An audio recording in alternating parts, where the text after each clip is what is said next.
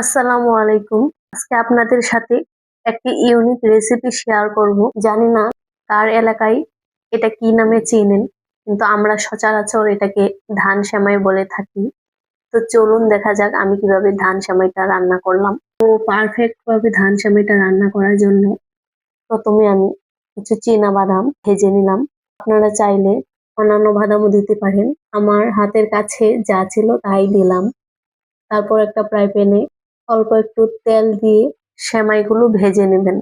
ভেজে নেওয়ার পর দুধ জাল করে নেব। দুধের মধ্যে তেজপাতা, এলাচ, দারুচিনি দিয়ে কিছুক্ষণ জাল করে নেওয়ার পর ভেজে নেওয়া সেমাইগুলো দিয়ে হাফ সিদ্ধ হওয়ার পর নামিয়ে তার উপর কিশমিশ দিয়ে পরিবেশন করলেই তৈরি হয়ে গেল আমাদের পারফেক্ট ধান সেমাই রেসিপি। ভিডিওটি ভালো লাগলে চ্যানেলটি সাবস্ক্রাইব করবেন।